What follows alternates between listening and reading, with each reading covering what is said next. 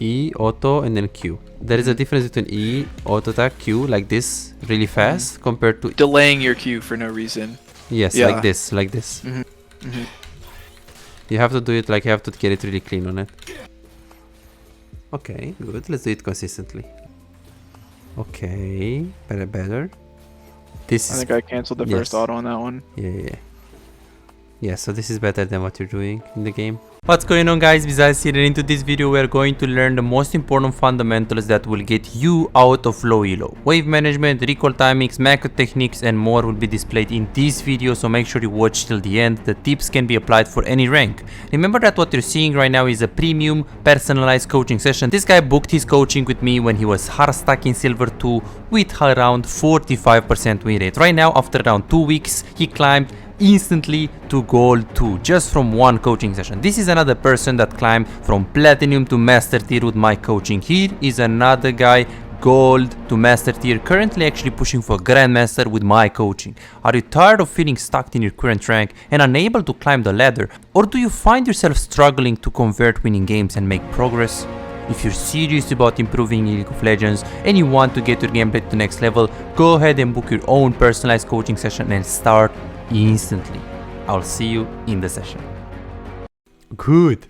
Tell me more how the games went. You had to play some games. Did you have time to do that? You said you did. Yeah, they went pretty well. I went from gold 4 to gold 3, so that felt good. I recorded a bunch of them. Let me send you as well, because I just changed my username, so it might be but yeah, I recorded a bunch of them. And it felt pretty good. Yeah, that's me. Lucian felt really good. Xayah feels pretty good. I'm, kind of iffy about like Caitlyn versus Ezreal versus Jinx, etc. But yeah. Yes. I haven't played on this account in a few days. I've just been playing on the other one. Okay, so let me take a look. So, good, my man. So let's take a look. So what is our goal at the moment? Let's set it up. Okay, well, like I said before, I think by the end of the season Diamond, but I guess in the next month or two try to get Plat, since I feel like I'm definitely capable of that. Coming off of playing jungle in Diamond, I feel like I should be able to get Plat just by cleaning up the ADC specific gameplay, because I feel like I have a high level understanding of the game at that level already. Perfect.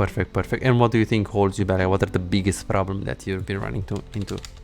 I think I coin flip my lane phase a lot of the time. Like generally I'm able to get ahead. Like usually I understand well enough to push. I get level 2 first usually, and where it's like the third wave is coming and I've gotten a really good advantage in my trades. My trading is good and I'm pushing in, and then like we get a really good trade and the enemy's low, and then I just like turn my brain off because I want to kill them so bad, and then I just end like level 3, or the jungler 3 camps me and I die, and that's like 20 seconds before I was ready to ward because the wave hasn't crashed yet.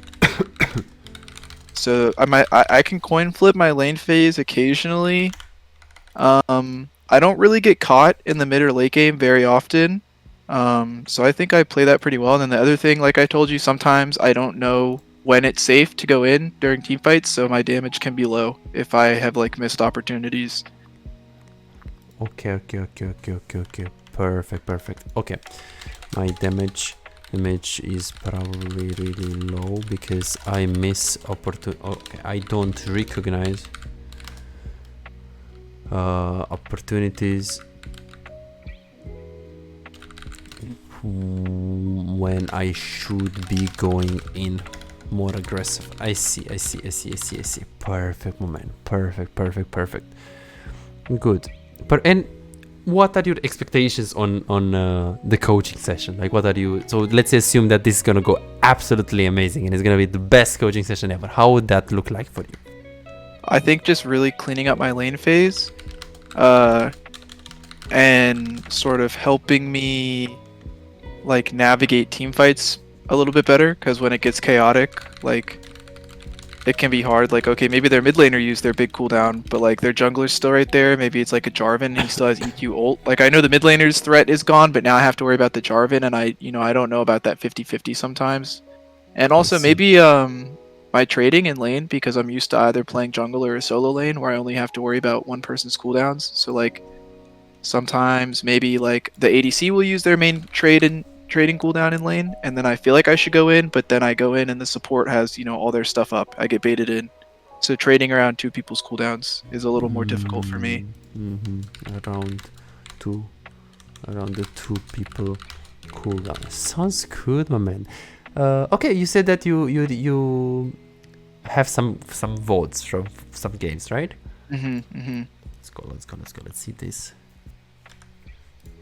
So I have, let me pull up okay, so I have a couple. I'll just tell you a little bit about each one and you can tell me maybe which one you think would be best. I have a Xayah game where I got really far ahead in the early and mid, and then I kind of threw my lead. Okay. I have a Leashing game where I was really fed, but the game was like even despite that. We did win, but I feel like I could have closed the game earlier. Maybe I missed some opportunities. And then I have a Caitlyn game where I think like I was getting ahead and then throwing my lead, so I think my positioning was off. And I have a Lucian game that was really hard, and I feel like I was playing well, but the game was just really difficult. Which one do you think is the best?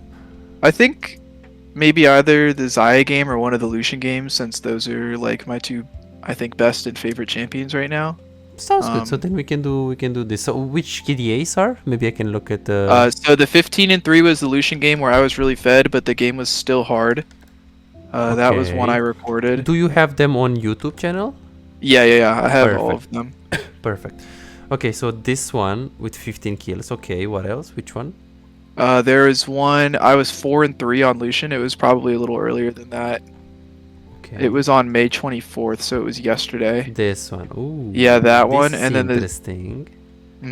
This is interesting because you see, you have a Kog'Maw. Kog'Maw is a good champion against Lucian usually, and you have a Taric, so there is no way, realistically speaking, to get on the Kog'Maw if they play really well.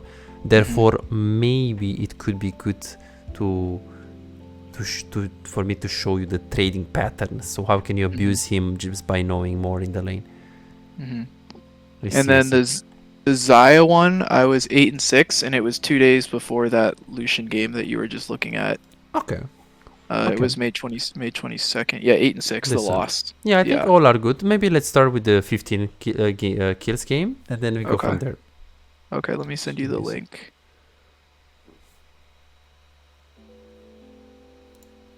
Okay. Good. So let me take a look at this. Perfect. Alrighty. Good. So when you go into the game, do you have like a plan? Do you have or do you just go with the flow?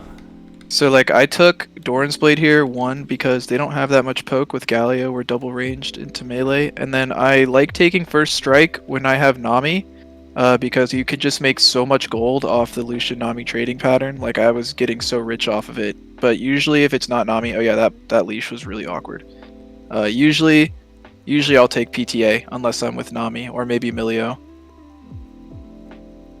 And I just assumed I was I'm stronger than Kog'Maw in the first 3 levels, and me and Nami are very strong. Galio's melee, so I was we can bully, get prio, just ward early and just keep pushing them in, make him miss farm.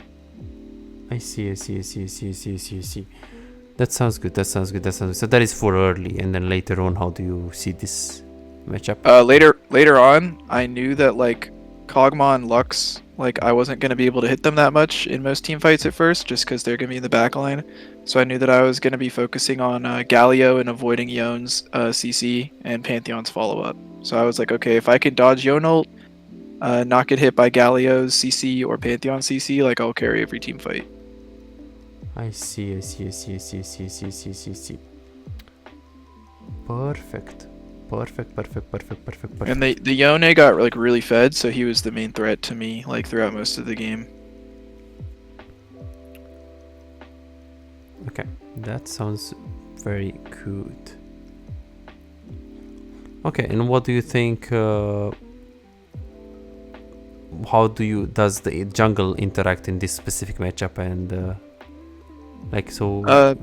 well, I think in the 3v3 we can win if we can just kite them out, obviously, because Kindred and I can just do such crazy DPS, as long as we just don't get locked up by Pantheon and Galio. But I do think they're all in, theoretically is stronger, just because if it's a gank setting, Pantheon is going to be getting on top of me. But maybe in the skirmish we win, but just not like in a lane gank. Okay, okay, okay. And I know Kindred outscales too, so I was hoping that we could get like the first few dragons, because if we can accelerate Kindred and press the lead that like we have right now in bot lane, like we could try and put the game away. Okay. I see. Ooh, okay, I see. Yeah, there are definitely many things in the laning phase. Beautiful. What did you play in jungle? Like, what champions did you play in jungle, by the way? I played Echo and Kindred, so I'm pretty see. familiar with Kindred, especially when she's on my team. I know what she wants to do. I see. That sounds very good. Okay, perfect. And did you already decide on a champion pool? Like, did you make a strategy? How do we get to platinum? Which champion pool? How do you play them? When So do you play them? I definitely want to keep Lucian and Xayah, but I wanted maybe your help to decide on a third, because I feel like I can comfortably like play almost all the ADCs. Like, I know how all of them work, except a few, like Kog'Maw, Draven I don't play. Okay. Misfortune I don't play, but I know how she works. So I just kind of need help to like round out the pool with like maybe a niche or like a pick that I don't have yet. I know it's not super important like in platinum and gold, but yeah, I would just like a third. I know Xayah is a good blind, but I just want something else just in case, especially like Lucian is getting pretty meta, so I think he might be like getting picked more often. I don't always want to pick Xayah into Lucian. Okay. That sounds good. That sounds very good. I see. Okay, and what is the highest you ever been on AD carry? On 80 carry, probably like mid gold, high gold, maybe a few seasons ago. Oh, Never plat on 80 carry before. never play. I see. Okay. Yeah. So time to get it now. Yeah, but I mean, it just doesn't matter, because like if you're gonna play like platinum, you're gonna get it. So I mean, we shouldn't really have a focus on the rank specifically, because if you're just gonna get better at the game, the rank will come slowly but surely. I see. So there are definitely multiple things that we can learn in the laning phase, also like later stages. This game is a pretty good game to actually review, I think. Perfect. Okay, good. Let's go. So, first things first. So you decided to go for the Doran's blade. I like it. It's a Galio, so obviously you can play for that. Because he's just an engage, so you need the 80 health. You can think probably. There are also some players that they prefer longsword, because they think, yes, the Galio is gonna have a big threat of killing me, but realistically speaking, how often is a Galio gonna be able to get a taunt on a Lucian? I mean, yeah, if you dash in or be crazy in lane, he can, but personally I'll still go longsword. But what do you think are the advantages of a longsword? So like, I like longsword a lot. I go it in a lot of my games. I just felt like Pantheon and Galio, this was like the extra HP on the item was good. But longsword's good because, if it's a poke lane, you have 3 potions. Also, you can base really early and get Noon Quiver. Like, in this matchup, it could still be good because I pushed in like the first 4 or 5 waves. I could tempo recall, get Noon Quiver, come back, and just be so strong. Exactly. You can just play around that tempo, and it's pretty decent. You just have to calculate a little bit like the level of threat. Like Galio with Kog'Maw, I wouldn't think that Galio is like really with Kog'Maw like that scary. And you have a Nami, so I think longsword is gonna help you to. I mean, yeah, you can also get a bit of more AD. It's 2 more AD.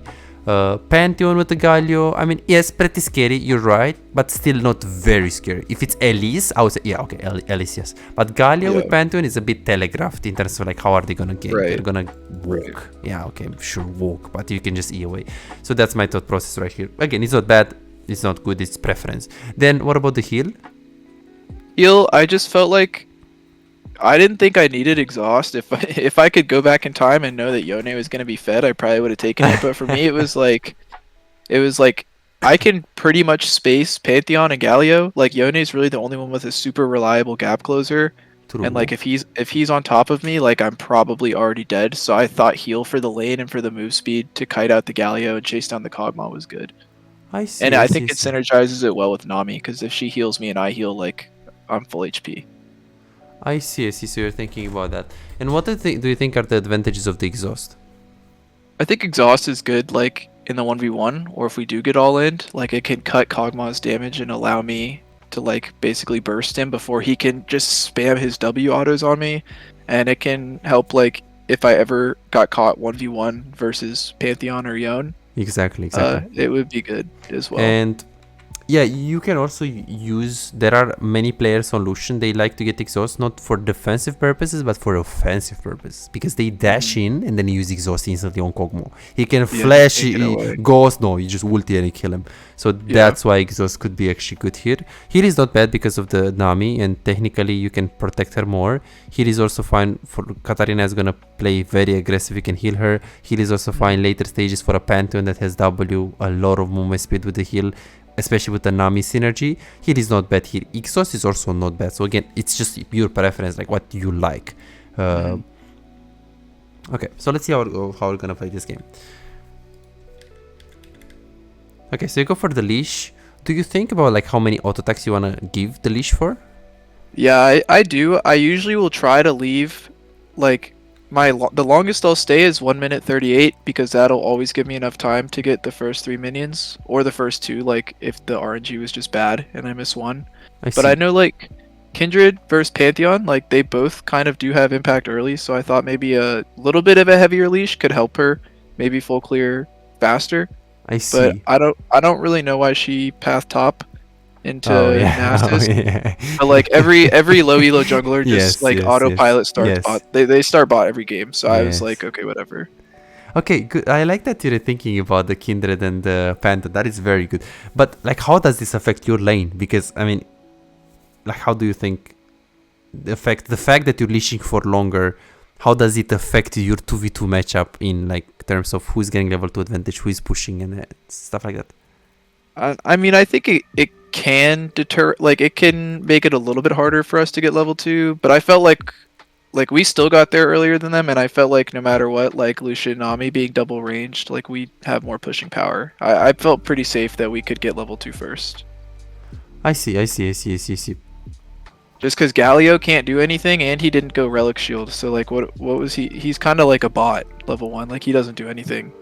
So what if they try to be better, like faster in lane, they don't leash and they come in the lane, they push you already and they get level 2 advantage? I guess if they did that, we would have to try and outtrade them level 1 or try and use our range advantage to push back and keep it in the middle for the first 2 waves so that we both hit 2 at the same time, and then try to push the 3rd and 4th wave in for level 3 first. True. Maybe that would be... The problem is that if they already get priority here and they get like, imagine they have like, I don't know, let's say 6 minions. Yeah, then I can't. And you have like 3. Oh, you can see. Yeah. No. I concede. Like I concede the wave in that scenario. True, but then you have to ask yourself, I'm playing Lucian Nami against Galio. I'm losing the prize. What the fuck am I doing? Like, it doesn't feel good to do that. If this is Challenger, I definitely think that Kog'Maw asks his jungle, please, can we not leash? It will help our lane a lot. And I'll do the same if I'm Lucian. Yes, sometimes the junglers are just gonna say, fuck you, give me leash or something. But I think it's worth to try in the lanes where you think the fact that you're not leashing can influence the 2v2. You can try it. I think that if this Kog'Maw is like playing super well and he gets in the lane fast and he tries to push and get level 2, it's gonna be very good for him to get level 2 against a Lucian Nami. So just be careful with that. When you wanna go for a better leash, yes, you wanna think about the jungle matchup, but you also wanna think about how this influences your Kog'Maw Galio matchup if they don't leash, because that's what they should be doing. Yeah, I've tried not leashing before, but my support doesn't follow me, and then I'm level 2 and they're level 1, and my jungler's spam pinging me. So I'm like, okay. Wait. But do you ask for it? Because if you just don't leash, no, I don't play with chat on. I play with chat turned off. I feel like people are not. There's nothing productive that can't be said with pings like in gold. Yes, for sure, for sure. But then there is the like, if you just ignore him, he's gonna be so tilted, and then your support is gonna stay, and then you're gonna lose XP. So the alternative, and I tried this in bronze as well, and it worked. I just asked them, but I asked them in a very nice way, like, is it okay if we don't leash? And then I give him a reason. We hard lose lane if we do. Okay. I give them a reason like this, and they sometimes say no, but from my experience, they said, "Okay, man, sure, just go on the lane." And yeah, I would say that it's better to, like, instead of like ignoring your support and be like, "Okay, give him leash, bro. I'm gonna go on lane." Yeah, but if you get level 2 advantage and your support doesn't, it's an advantage, but it doesn't really do anything. So I would just leash him, probably. Okay, so you go in the lane, beautiful. You're trying to really get push here. This is good auto attacks, good. This is good that you got push. Perfect. Here I would have liked to queue a little bit faster, like you to like already woke up and queue. This is very, very good. Perfect. So you played the lane so far good. You got priority, didn't push too fast. What should you be doing in the next 20 seconds with the wave and with your positioning? We want to position pretty aggressively. We have the minion advantage, and the second wave is like right at the outer turret. So we wanna get level 2 without putting them under turret during the second wave, because then we actually have an opportunity to trade. Perfect. If we hard push and they're under tower, we just wasted it, and then it bounces back to us, and they have minion advantage. Okay, so let's see. In this specific situation right here, what does it give you if you get level 2? Like, how can you get level 2? Well, I need to clear off this last caster, kill these melees, and then I can E in auto Q auto on Kog'Maw or Galio. Perfect. Whoever's out of position. Okay, you're saying killing the melees. How do you kill the melees? You can kill the melees by hard pushing. You can kill the melees by last hitting. Which one? You pretty much want a hard push. You just don't want to like evaporate the whole wave, but you do want a hard push. And what's the advantages of hard pushing right here? We're getting the level 2, and we're getting like our minions are not dying. So if they try to trade back, they're gonna take more damage from the minions, and we're gonna have level 2. So what's the alternative of like hard pushing? The alternative would be to just last hit only. We do have the minion advantage still, so we would still hit 2 first. I guess it would keep the wave in the middle. That might give us more space to play around. Good. And there is one more thing right here. If you're looking to push a little bit slower and not like hard push, like this is what Gumayushi is gonna do, or like a very high elo player. He's gonna be like, yeah, I can push, I can do it hard and just go level 2 and go on them. True. But what if I don't push? I slow push really slow. I'm gonna use 2 or 3 Qs on the Kog'Maw through the minions. I'm gonna chunk him, and then when I'm gonna get level 2, I'm actually gonna go in when he's chunked. Okay. So that would be like high IQ. Your play is not bad, but you can like do next level. Like this is good, but here, instead of like trying to hard shove and all in and chunk him, I would chunk him first, because what is he gonna do, realistically speaking? He has to be here to walk up to just take XP. So it's not like if you wait, you're not gonna get him in a position. No, he's still gonna be here, and you're still gonna have to E. So here, personally, I would just look to, because you see what you're doing, you're pushing. True, but what if you were here, queuing, backing off, then walking up, queuing, backing off, and when you're about to get level 2, you're gonna go in, and he's gonna be chunked after you go in.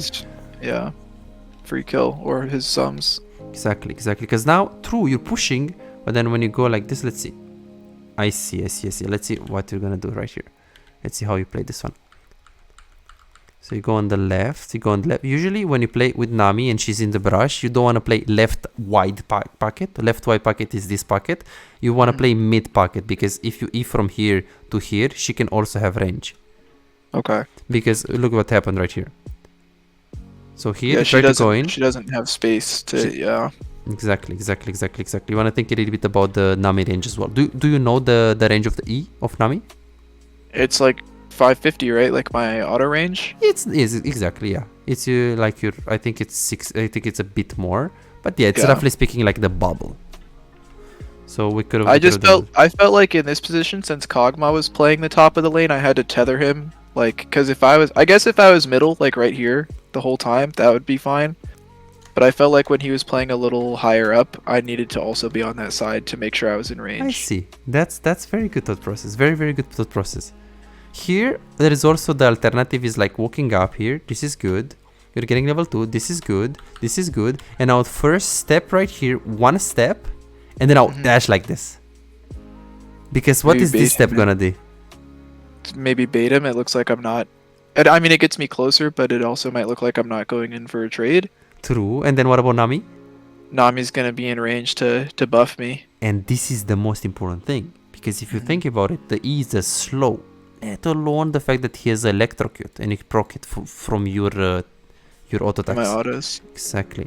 So that's why you could have like step back, like step towards her, just one step, and then just go to the trade, which is very good. Okay, perfect. So far, so good.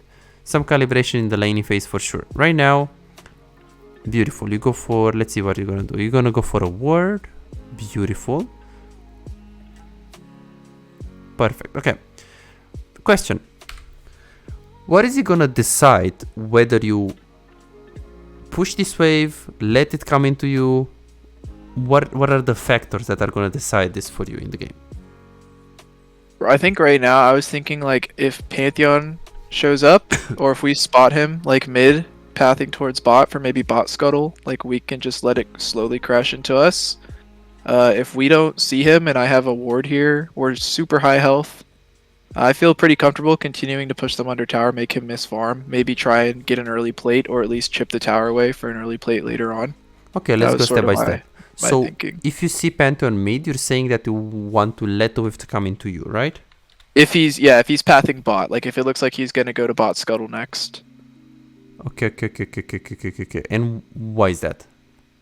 If he's going to bot scuttle and we're this pushed up, like he's gonna have a pretty good opportunity to just come right behind us. Nami didn't have a ward for the river, so I have the tri-bush, but if he's in the river, that my ward doesn't matter.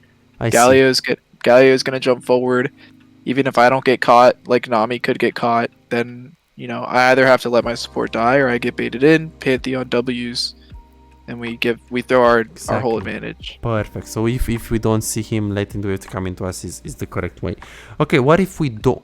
What if we don't see him? Oh, sorry. If we see him, it's better to let the waves come into us. If we see him that he's pathing towards bot. But what if we don't see him? You're saying that we should push, right? What are the disadvantages of that? The disadvantages is just like we're still gankable and we don't know where he is, so it's kind of the same threat as before, just with less information. I see. I mean, I don't think I really miss minions when they're under tower. They can't really trade with us. You're saying that if you're pushing or right now? Yeah. If we crashed this next wave too, I feel like they can't really trade with us, right? Like I'm able to just last hit for free and we can poke them out. Am I missing like a disadvantage? True. So, but what about? So let's talk a little bit about the first disadvantage that you said, the Pantheon being bot lane. How big is the threat here? It can be big, but if we get this wave, I feel like Kog'Maw it's gonna feel bad for Kog'Maw even if he tries to participate in the gank because he's about to lose a full Cannon wave to the tower. Okay, and if someone dies there or like we burst sums, how would that feel? It would feel pretty bad because we kind of got our lead neutralized. Exactly. So okay, good. So in terms of like the disadvantages, like now if you don't see Pantheon and he's gonna come, even if he's gonna burn your heal, I think it's like very worth for them because it's this for nothing, or like let alone that if this guy flashes W on Nami, she's most likely dead because she's very squishy. And okay, Kog'Maw, even if he doesn't get assist, which he could probably get assist, but even if he doesn't get it, it's still okay because he gets a breathing room. So whenever you're pushing this wave, you really have to weigh the risk of you dying, because there are two situations here. You keep pushing, but then if you get ganked and you burn both of the summoners, is very, very bad against a Kog'Maw, because think about it, they have Kog'Maw against Nasus, Kindred, Katarina, Nami, Lucian. So if Kog'Maw with the Galio, if they get in late game, I don't think Nasus can really kill him, and then Katarina could kill him if she's very fed, otherwise it's gonna be hard. But if Kog'Maw is gonna always outscale the Lucian, Some of the situation Lucian Nami is strong enough to outscale Kog'Maw, but only in specific situations. So what I'm saying right here is that if you keep pushing, one, there is a big chance that you get ganked here, and if you burn anything or if something happens, it's gonna be very, very bad. And two, thinking that you can poke him into the tower when you can just let the wave to come into you, and then we might actually hit the bubble and go on him, it's a little bit too much. So here, if you want to keep pushing because you think you can get plates and you can poke, it should depend on, one, how big can my poke be, and two, where is the enemy jungle, what are the chances to die. Like if Pantheon shows up right now on top and you know for a fact you can poke him into the tower and get plates, I would crush, I would push, I would do 100%. But if I know that this wave is coming into me, I don't know where is Pantheon, and I know that I'm gonna overextend by pushing, I would just not do it. Okay. So in this specific case, what do you think you should do right now? I think it's weird because we know Pantheon started bot because they leashed, and this time at the game, like he would have already 3-camped into the gank, like he would already be in Tribush or like in River right now. True. So I felt comfortable, but maybe the safe option is to let it crash, or sorry, let it slow push back to us. Yes, but why is that? Because it just, like, we'll be able to maybe either freeze and they have to walk up for CS, like we have the whole lane to run them down, and also it just puts me in a much safer position. Exactly. And then also the Pantheon, like think about it, this guy is a gold player. Like we don't know what it's in his brain, how he wants to path. So he can be anytime, anywhere, no matter where he started. If I don't see him, usually I just don't play aggro because I don't know what, like if he's camping 2 minutes in this brush, or you can't know. So be very careful because here we keep pushing. Let's see, are you gonna E here this Q? Yeah, so this Q, like it doesn't really do much if you think about it on your health. Even if it chunks you a little bit, the fact that you don't have your E, like 17 seconds with a Nami with E up against a Kog'Maw, I think that I would just tank it a little bit. And then just I was trying to play for my first strike. Do you think it's like too greedy to try and like keep my first strike up by Eing? Oh, I forgot. You play with Nami and you get first strike, but then you should start W here. It's much easier. It's much easier to poke with the W, and you should go E level 2 or Q level 2 depending on what you want to do. Okay.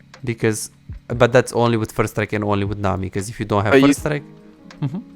You think even like, because I hit him with the Q level 1, like you think even W is more valuable than getting a Q off on him?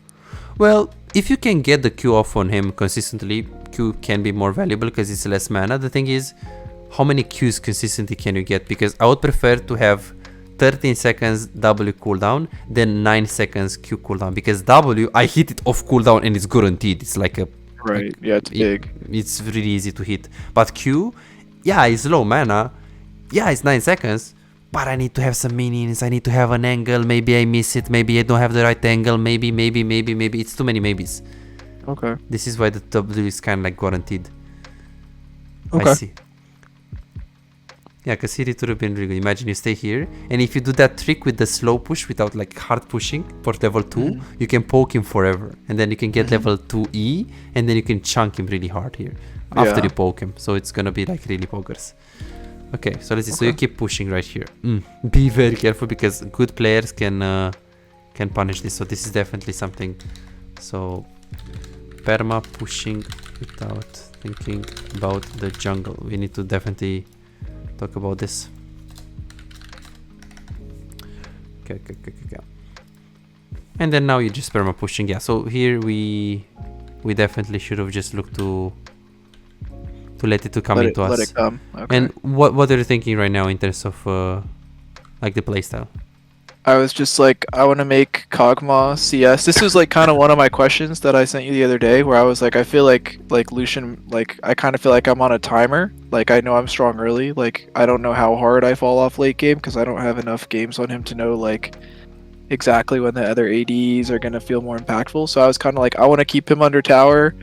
I want to make him miss CS. I want to build a gold lead like as early as possible. Yes, I see. Because Lucian gets outscaled by Kog'Maw, right?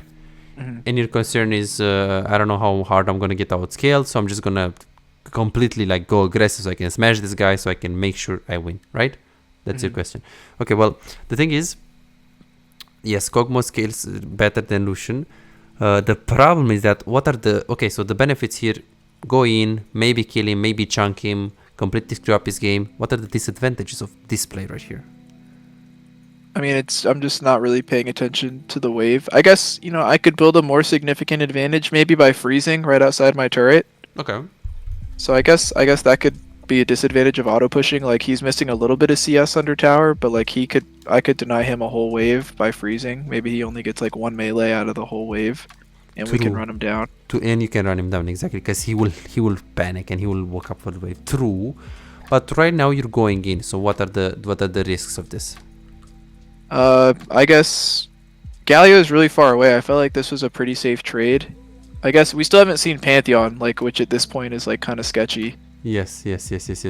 So the worst thing that can happen here is Pantheon coming. So you have to be very careful with these kind of things, because when you don't know where he is and you're just going like this, yes, in this specific case I think it's fine because he was just really far away, so even if Pantheon is there you can just run like this or run like this, it's easy. But just as a rule of thumb, there are going to be many situations where you get an opening like this. Galio is here, he flashes over the wall, and then he goes like this, and Pantheon is there as well, and it's GG. So that's just the only disadvantage. And then you can say, oh yeah, but I needed to do this because he's out scaling. True, but then I will be like, I'm level 3, Kog'Maw is out scaling, I need to force. But then if you die, game is over. Yeah.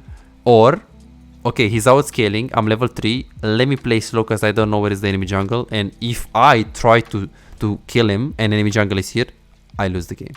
So be careful because the reward is here if you chunk him, but the risk is pretty big, pretty significant. In this case, again, we're not really playing against players that like are doing what they are supposed to do, let's say. Yeah.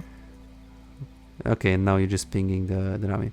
But just as a rule of thumb, so here it was like, be careful when you're going in aggressively and you don't know where is the enemy jungle, especially when you're playing a matchup where they outscale, because if you die, it can be a big of a deal. Right. Okay, let's see what you're gonna do. Okay, good. So how do you want to play this lane right here in this position in terms of what abilities you want to take? Q, W, E. How do you want to do your combo? How does the trade function? Pretty much like the trade pattern is like either I'm gonna E in and then Nami. Which ability is Nami's like auto attack buff? I don't know if it's which one it is. The E. Okay, yeah. So either I E in first and then Nami E's me, or like if Nami sees that I'm in position, she can E me first and I can E in. So E in, auto Q auto, and then that's pretty much the whole trade. If it gets extended, then you can throw the W in, but obviously this is not going to get extended. They're right under turret. My question. Level 3, what ability do you want to level up? Then. So in this scenario, I should go 2 points in Q, but I think I autopiloted and took W. I see. There are situations where you go W in like with Thresh or Blitz, or if you need to push faster, like W all of the minions is fine. But in this case, Q is super valuable. Are you gonna kill him here? No, okay, not really. Okay, he panic flash. Then you push, and then he stays. We see Pantheon on top lane, so now we can actually play really aggressive. So let's see what they're gonna do here. Really good mechanics. He's recalling right here. Okay, so you're pushing. I'm trying to force him to stay. Very good, very good. Although he probably could have recalled, we weren't really able to get it in quickly. He just stayed. Okay, let's see the combo here.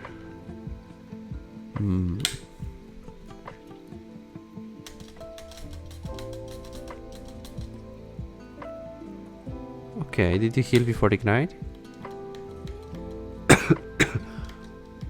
Oh, they have the exhaust. Yeah, it's exhaust. Yeah. I see. Well, usually when I E here, I instantly heal as well, because if they had ignite, of course. But with exhaust, it doesn't matter. Okay, that's good. That's really good. I need to show you a few combos. Do you know any animation cancel solution at the moment? I mean, I feel like I do them, but like I haven't watched a video or like formally tested it, but I know you can pretty much cancel like in the middle of your Q, you can already start the autos, sort of the same thing as your W. Like same thing, like as you're Eing in, you can get the autos off a little early. So as your autos are going out, then you can go into the next ability. Then as the ability's ending, you can already like I feel like I did it there, even though I died. Like I have like a semi understanding of them. Like once your autos go off, you can already get the Q off. I see. So you know something. Yes, you know something. Perfect. Okay, but you don't know all of it. So no problem. I'm going to show you. Let me think. Do you know the short dash? I know what it is. I don't know, like, on quick cast how to always do it. I feel like even when I place my mouse super close to me sometimes, I still dash the whole way. So unless I'm, like, intentionally dashing into the wall for the really quick auto reset, I feel like it doesn't work, or I'm doing it wrong. Ah, okay, I see. That is big. That is big. Okay, let's go. I'll just write it down. That is definitely big. If you want to play Lucian, we need to know this. So, short dash plus combos. Okay, good. So, let's recap. You killed Galio. This is very, very good. You're pushing. And then you just try to do this. This is fine because you saw Pantheon on mid lane. You can zone him out. It's very, very, very good. Perfect. And then here you want to do this again. Pantheon was. I wanted to recall, but Nami's pinging in. I feel like now I'm kind of forced because if I don't go in here, like she's just gonna die. I see. So you weren't agreeing. It's like we pretty much should try and go for the kill here now if Nami's committing. I see. Well, first of all, Pantheon was in mid lane. Galio just died. So if we calculate where is Galio right now, just respawned. So if Nami goes up right here, his Galio is pretty far away. So the dive is theoretically possible. We didn't agree with this. You probably just saw his HP and you don't really have your heal. Again, this is fine. Let's see how you play this one. So it's fine thought process, the way you thought about it. The fact that you didn't go for the dive, it's okay. I would also ping her like once. But once she's in, definitely covering is okay in this case. The problem is like how you play this. What is the combo here? E-auto. He should be dead if I need to W. So what so what is the first? E forward and auto. E forward? Well, not forward, like towards Nami sort of. Okay. Like in this, yeah, like in that direction. Then I'm in range. Nami's right on top of me. He might even misclick on Nami with his autos. Perfect. Then I wanna auto, then Q. Okay. Okay, so we didn't really do that, right? Yeah. I see. Once she missed bubble, I was like, okay, this dive is like definitely over. We should just leave. That's how I was feeling. But she still was trying to commit. But what do we need to hit to get this kill? Pretty much just jump into him and then flash out of tower range. Exactly. You don't need bubble, right? In this case. Because the Nami, do you know the Nami? Well, she has low mana right now, but do you know how much she needs for the E? No, I don't know. 50 mana. So it's pretty... Yeah, really low. Pretty low, yes. So if you just use your E, auto attack, Q, auto attack, he's dead. Maximum maybe one more attack or just the W, but that's just easy to do. So I guess here we didn't really know the limits of Lucian. Yeah. There are many ways to play this dive. You can also do auto attack first here. You can auto attack him first and dash wide like this. Then auto attack. You already press the attack, and then you Q, and then he's dead. Or you can just. I have first strike though, but I understand what you're saying. Oh yeah. Okay. I see. Yeah, just it's good to sneak some auto attacks before. I will show you right now before the combo, because there is a difference between your combo and there is a difference about diamond players combo with Lucian, because that's. So where do you wanna go? Let's see. Yeah, here it was a bit iffy, and then we just back off too much, and then we try to do something, then we flash. I see. No problem. Not gonna be too harsh about that one. But let's see the combo right here so I can show you what I meant. Okay. I don't know if I got a skin. Okay, I got project. You play with project at all? I only play with high noon. Okay. Do you think I should change it? So no, it's okay. No animation? Okay. Okay, so let me think. So Look at this. So tell me if you see a difference between this combo and the first combo and the second combo. The first combo. Okay. So this is first combo. And this combo. Yeah, the second you're autoing. Yeah, you're autoing a little bit faster out of the queue. Okay, so the first combo. Auto queue. Perfect. And then the second combo. Auto queue. Except you're queuing as the auto is coming out of your gun. Okay. Right? Yes. You're doing this consistently in your games? No. If it's like a 1v1 or there's not a lot going on, I can consciously think about it. But like if it's a big team fight, I don't have the mental stack The to think muscle about memory. that. Yeah. I see. Okay. I feel like I do it a lot subconsciously because I used to play Riven, so like I know how auto canceling works pretty well. But like on Lucian, I'm not as comfortable with the animation, so I feel like maybe sometimes I do it, sometimes I don't. Yes. It's not look like at I'm this doing E. it. E, auto, and then Q. There is a difference between E, auto attack, Q, like this, really fast, compared to E. Okay, I'm also doing it pretty fast because I have the muscle memory. So, let's see, let me try to do it bad. So, E, auto attack. Okay, no.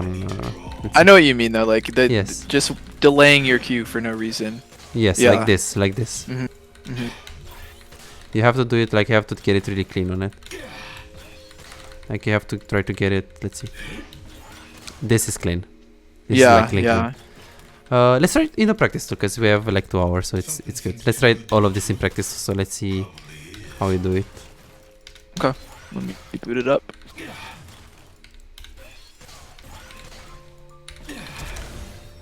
Perfect, and don't forget to share your screen. So let's see if we can do all of these things, plus the dash, of course.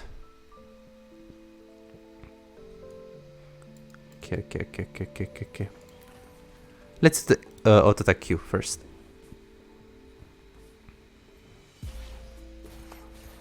Okay, good. Let's do it consistently. Let's try it a lot. Okay, let me put a dummy that's not getting hit by the turret. Okay, let's try with the. Yeah, let's do like 6 consecutive, like auto attack Qs. Can do it faster than that. Okay, better. This I is. think I canceled the first auto on that one. Yeah, so this is better than what you're doing in the game. This is slow. This is perfect. Beautiful. Let's try it with the E as well. We gotta try this. We gotta practice this.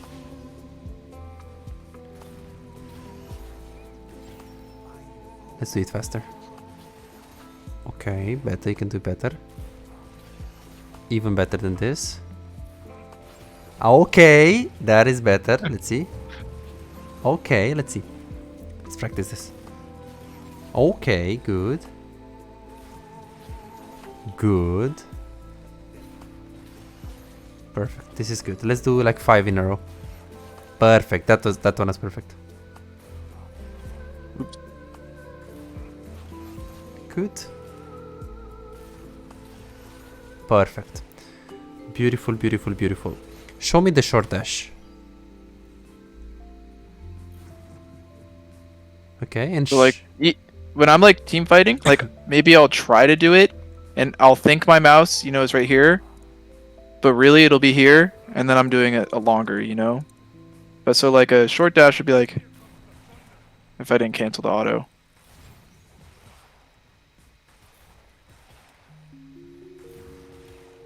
Like that? okay, do it more.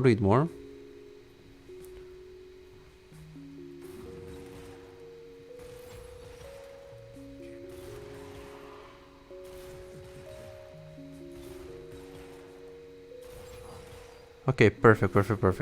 So you're saying that you have a problem here, like keeping track of your mouse position.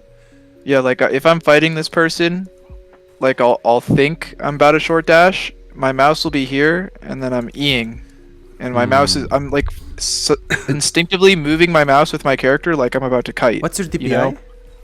I think it's like 800. Okay, so it's not a lot. I see. I think this is a problem with the... Did you play CSGO?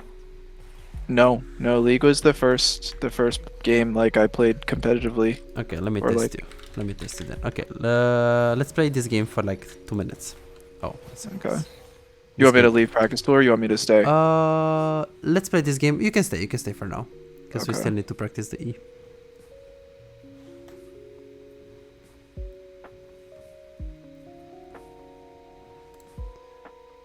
Okay, let's see how much you play. So challenge, and we play with the right click, with the click that you play League of Legends. Just wanna hit the things.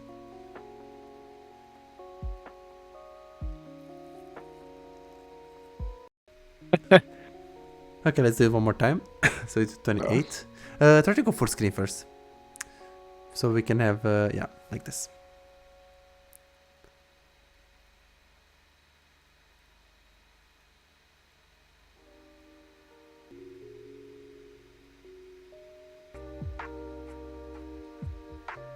Okay, this is actually good. So this is a lot better than I expected actually. The fact that you're not really being able to track your mouse, I don't think it's the fact that you don't have accuracy on your mouse. Maybe you just like a little bit of practice, or it also will depend on how good you warm up for the games. Because maybe first game of the day you're gonna feel like it's a bit boosted with the mechanics. Hey child, welcome, happy to see you here, buddy. So that makes sense. I think we just have to have more practice. It shouldn't really be a problem with that specific thing. I think it's just like getting the muscle memory and playing ADC more, and like keeping track of my mouse like during a fight, getting more comfortable. Yes.